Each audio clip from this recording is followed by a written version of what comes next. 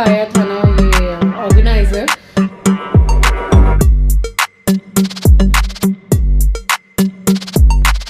Hello everyone, welcome back to the channel. I hope you all are doing really very well. और early morning का time है, बस नहा के निकली ही थी कि देखा एस्ट्रो उठ के आ गया है। तो अपना कोई भी काम करने से पहले मैंने सबसे पहले उसको लीश बांध दी है। और मुझे पता है कि जब मैं रेडी होके पूजा करने जाऊंगी और जैसे ही मैं आसन बिछाऊंगी तो बस वो छेड़छाड़ करना शुरू कर देगा। और पूजा के बर्तन धोने के लिए जब मैं किचन में जाती हूँ तो वो आसन ही लेके भाग जाता है और उसको काटता है। तो मैं अक्सर क्या करती हूँ कि पूजा के टाइम पे, ये तो वैसे सुबह उठ ही जाता है और वॉक करके आता है, फिर मैं ब्रेकफास्ट कराती हूँ तो ये दोबारा से जाके सो जाता है अंदर। बट आज ये सोया नहीं है, वॉक करके तो आ गया। तो मैंने इसको लीश बांध दी है और बस इसको हॉल में सामने में बांध देती हूँ। मतलब तो इसका ये है कि कोई ना कोई हम चारों में से दिखता रहेगा तो इसके लिए ओके है। अगर कोई भी नहीं दिखेगा तो ये भौंक भौंक के एकदम पूरा घर सर पे उठा लेता है। तो बस इसको अभी रेडी होके अभी जाऊंगी। सबसे पहले इसको वहाँ पर सोफ़े के पास में इसको बांध दूंगी ताकि मैं पूजा करूँगी, इधर उधर चलना फिरना मेरा होता रहेगा तो इसको भी एक संतुष्टि बनी रहेगी कि मम्मी है इधर, तो फिर वो भौंकेगा वगैरह नहीं। और बस पूजा करने के बाद मैं चाय चढ़ाऊँगी।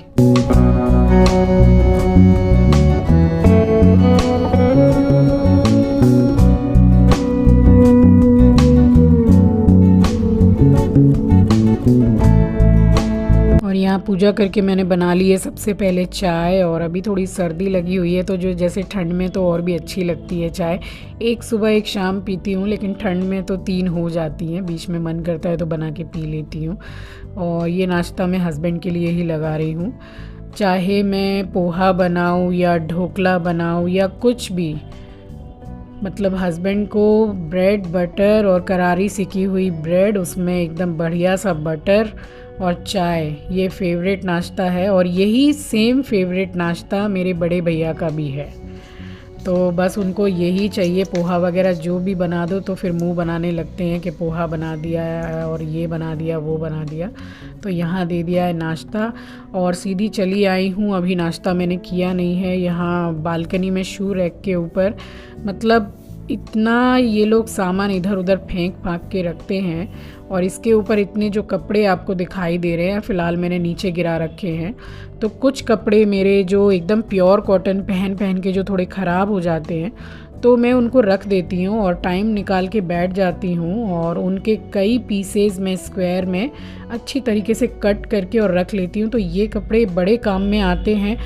कुछ झाड़ा झुड़ी का काम जैसे घर में होता है, धूल मिट्टी का, पंखा पोंछना, लाइट पोंछना, फर्नीचर पोंछना, तो ये सब कपड़े मैं ज़्यादातर बाहर से नहीं ख़रीदती हूँ। और ये कुर्ती भी मेरी प्योर कॉटन की है तो ये पहन पहन के बिल्कुल ख़राब हो गई है।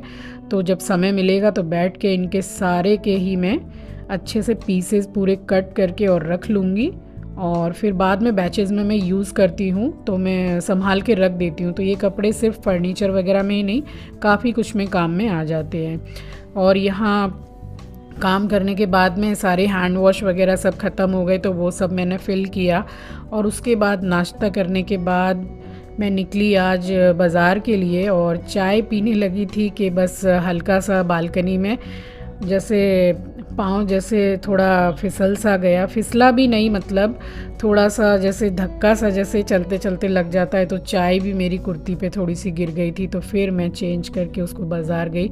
और यहाँ आप देख रहे हैं कि सुबह सुबह मैं खिड़की बंद कर रही हूँ। यहाँ पूजा तो सब कुछ हो गया है और वहीं पौधे हैं तो तुलसी का पूजन मैं करती हूँ और वहाँ पौधों में मैं पानी डालती हूँ, तो सब कुछ वहाँ हो गया। सुबह सुबह अब मैं खिड़की बंद करने लग गई हूँ क्योंकि डेंगू इतना फैल गया है कि मच्छर सुबह सुबह से स्टार्ट रहते हैं काटना, तो मैं फिर बंद कर देती हूँ। और फिर थोड़ी देर जब आंटी आती हैं और झाड़ा पोंछी होती है तब खोल देती हूँ मैं, और फिर शाम को 4 साढ़े 4 बजे फिर मैं बंद कर देती हूँ।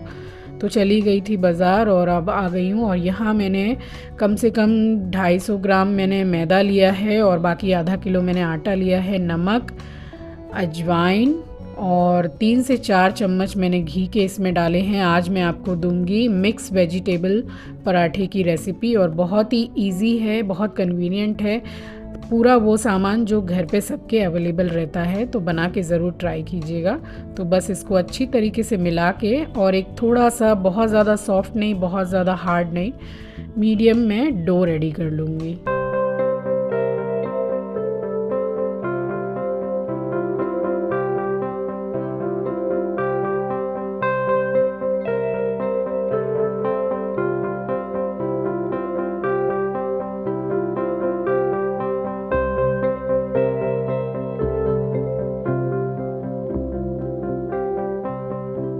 तो बस इसी तरह का डो चाहिए। ये देखिए बहुत ज़्यादा टाइट भी नहीं है, तो इसको मैंने अभी ढक के रेस्ट करने के लिए रख दिया है। और यहाँ पे ये मैंने सारी साग सब्जियाँ पूरी काट के रखी थी। तो ये है हरी प्याज, स्प्रिंग अनियन, थोड़ी सी नॉर्मल प्याज, हरी मिर्ची, अदरक, पत्ता गोभी, हरा धनिया, गाजर, और यहाँ मसाले में है नॉर्मल वाली लाल मिर्ची पाउडर, पाव भाजी मसाला, धनिया पाउडर, जीरा पाउडर, काली मिर्च का पाउडर, थोड़ी सी हल्दी, थोड़ा सा ऑरिगेनो और थोड़ा सा चिल्ली फ्लेक्स। तो ये सभी को अच्छी तरीके से बाउल में एक डाल लीजिए। और उसके बाद मैंने आलू पहले से ही बॉईल करके रखा हुआ था, तो यहाँ आलू डाल दूँगी। और आप चाहें तो इसमें पनीर भी डाल सकते हैं, ग्रेट करके, मैंने नहीं डाला है। अगर आपको पसंद है तो आप डाल सकते हैं। स्वाद के अनुसार नमक डाल दिया है। आलू इसलिए कि इसमें बाइंडिंग भी आएगी और एक फ्लेवर भी अच्छा आएगा। और सबसे ज़्यादा इम्पॉर्टेंट बात यह है कि जब भी आप वेजिटेबल पराठे बनाएं तो मेक श्योर कि आपके जो पराठे हैं उसमें बिल्कुल भी मॉइस्चर ना हो। ये देखिए, ये ऑर्गेनाइज़र कल ही लगाया था और ये वाला जो पार्ट है, ये देख रहे हैं, ये एस्ट्रो ने काट दिया है टेबल पे एक्चुअली चढ़ के, यहाँ पे बैठ के। और ये सेकंड वाला भी यहाँ से भी काट दिया है और ये भी। तो यही वजह थी कि वो जो 8 लेयर का आया था ना ये ऑर्गेनाइज़र, तो ये आंचल का ही आइडिया था कि मम्मी वैसे भी यहाँ पर देखिए ये टीवी है, अगर 8 लेयर का लगा लेंगे ना तो सबसे मेन बात, स्विच बोर्ड की तो बात बाद में आती है, टीवी ही कोई नहीं देख पाएगा। और इस रूम में ज़्यादा टीवी कोई देखता नहीं है, बट अगर वहाँ कोई सो रहा है तो फिर यहाँ देख लेते हैं। तो इसलिए ये उसका आइडिया था कि बस 4 का ही लगाओ और छोटा भी रहेगा। और ऐसी तो कोई चीज़ नहीं है, कोई सामान नहीं है कि एस्ट्रो काटता नहीं है, कि ख़राब नहीं करता है, तो इसलिए 4 का ही लगा दिया था। और देखिए 24 घंटे भी पूरे नहीं हुए उसने काट दिया है ये। और ये आधी रात को उठ के उसने काटा है। ये खुरापाती दिमाग उसके चलते रहते हैं। मैं समझती हूँ कि ये अच्छा ही निर्णय था आंचल का कि 4 का ही लगाया, 4 नया रखा हुआ है, तो जब तक ये चलेगा ठीक है, फिर 4 लगा देंगे। क्योंकि कॉफ़ी तो पूरी बेकार हो गई थी, वो तो फेंक दी। और फिर नाश्ता वगैरह सब कुछ करके चाय पी रही थी। चाय थोड़ी सी मेरे मतलब चल रही थी, थोड़ा हल्का सा धक्का लग के मेरे ही कुर्ती में चाय गिर गई थी, तो फिर चेंज करके फिर गई बाज़ार। तो ये जो वेजिटेबल पराठा है उसके लिए ये सारी सब्जियां भी लेकर आई। और सिर्फ पराठे के लिए ही नहीं, मतलब इन सब्जियों से तो पुलाव भी बन सकता है, कटलेट्स वगैरह जो भी। तो ये सारी सब्जियां ही ले आई मैं। और फिर अब बस थोड़ी देर के लिए मैंने रेस्ट करने के लिए स्टफिंग जो बनाई है, तो वो पिट्ठी जो बनाई है उसको रेस्ट करने के लिए रखा है, और आटा भी रेस्ट कर रहा है। तो अब दिखाती हूँ आपको बना के। एक स्क्वायर बनाऊंगी और एक गोल पराठा बनाऊंगी। तो ये सब खाने के मज़े ठंड में ही हैं, इतनी सब्जियां आती हैं, तो खूब बनाइए, अच्छा खाइए, अच्छा खिलाइए और स्वस्थ रहिए। तो बस यहाँ आ गई हूँ और अब मैं खोल रही हूँ। ये आटा आपको दिखा रही हूँ, देखिए कितना सॉफ्ट है। कभी भी भरावन वाले पराठे यानी कि स्टफिंग वाले पराठे बनाएं तो आटा सॉफ्ट रहेगा तो ही अच्छे बनेंगे, अदरवाइज़ टाइट में फिर वो फटने लगेंगे। तो ये इस तरीके से इतनी बड़ी लोई आप ले लीजिए और बेल के उसमें मैं किस तरीके से भरूंगी, क्योंकि बहुत से लोग जो पराठे बनाते हैं तो उनका बीच का जो पराठे का हिस्सा होता है वो इतना मोटा रहता है कि एकदम खाने का मज़ा पूरा ख़राब हो जाता है। तो इस तरीके से आप स्टफिंग भर लीजिए। और ये देखिए पोटली टाइप जो मैं बना रही हूँ, इस तरीके से बना के एक्स्ट्रा आटा निकाल लीजिए। एंड ट्रस्ट मी गाइस, पूरी मतलब रेसिपी को अगर आप फॉलो करके बनाएंगे तो बिल्कुल भी पराठे नहीं फटेंगे। और आप इसको चाहें तो सिर्फ आटे के साथ भी बना सकते हैं। मैंने मैदा और आटा दोनों ही मिक्स किया है। तो सिर्फ आटे में भी ये बहुत अच्छे बनते हैं। और बस इस तरीके से, और देखिए मैं कितनी इजीली जैसे रोटी बेलते हैं वैसे ही मैं बेल रही हूँ इसको। कोई बहुत ज़्यादा मतलब सेफली नहीं बेल रही हूँ कि ये फट जाएगा, तो फटेगा ये बिल्कुल भी नहीं, गारंटी मेरी है। तो बस इस तरीके से बना लिया है। और मैंने देसी घी यूज़ किया है सेकने में। आप चाहें तो वो रिफाइंड में भी, जिसमें भी आप पराठे बनाते हैं, सेक सकते हैं, मगर देसी घी से थोड़ा पराठा का टेस्ट अच्छा आता है, इसलिए देसी घी डाला है। तो बस खाने के मज़े ठंड में ही हैं ये सब। इतनी सारी साग सब्जियाँ आती है, और ये सब जो सब्जियाँ मैंने डाली हैं ये तो गर्मियों में भी मिल जाती है, मगर गर्मी में इतना हैवी खाना वगैरह खाना कोई ज़्यादा पसंद करता नहीं है। तो बस यहाँ इसी तरीके से पूरे अच्छी तरीके से गोल्डन ब्राउन होने तक मैंने ये पराठे सेक लिए हैं। और एक एक करके, बस एक मैंने जैसे आपको स्क्वायर भी बना के दिखाया है, बहुत से तरीके होते हैं स्क्वायर पराठा बनाने के भी, तो मैंने भी एक अलग ही तरीके से आपको बताया है, क्योंकि पराठा बेलते बेलते अक्सर गोल हो जाता है अगर स्क्वायर भी बनाओ तो उसको भी स्क्वायर शेप आप दे के बना सकते हैं। तो वही मैं आपको आगे आपको देखने को मिलेगा, मैंने शो किया है।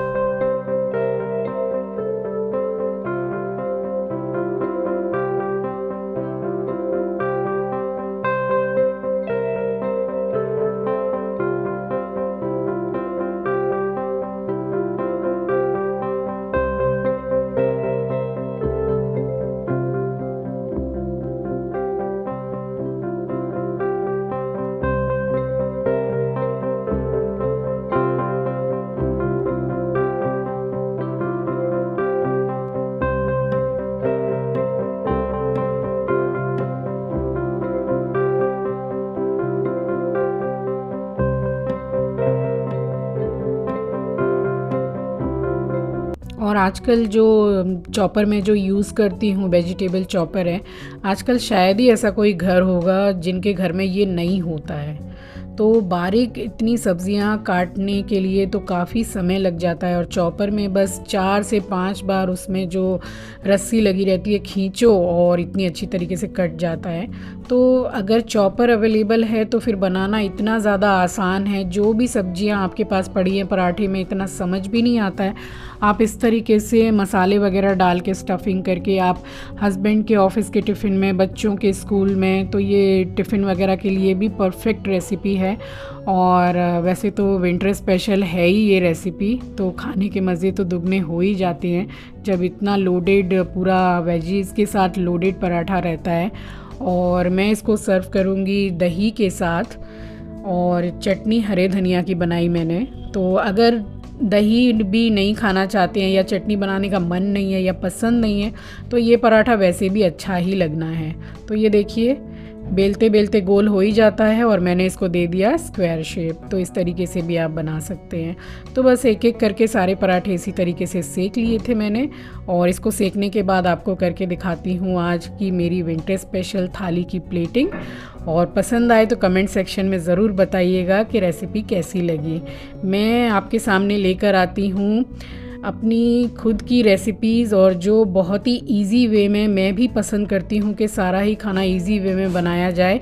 वो खाना ही क्या जिसके लिए इतना हेडेक करके और इतना परेशान होके आदमी बनाए। हर खाने को मैं बहुत ही इजी वे में आपके सामने लेकर आती हूँ। तो यहाँ कर दी है मैंने प्लेटिंग, और अब मैं आपको इसको मैं कट करके भी दिखाती हूँ कि देखिए पूरा वेजिस के संग पूरा लोडेड है। तो इस रेसिपी को आप ट्राई ज़रूर कीजिएगा, बट हाँ जैसा मैंने बताया है वैसा फॉलो करेंगे तो पूरा सेम ही बनेगा। अदरवाइज़ फिर कमेंट सेक्शन में कमेंट आएगा कि मैम हमारा पराठा फट गया और ये हो गया वो हो गया। तो चलिए इसी के साथ आ गई हूँ इस वीडियो के एंड पर। उम्मीद करती हूँ वीडियो और रेसिपी आपको दोनों पसंद आई होगी।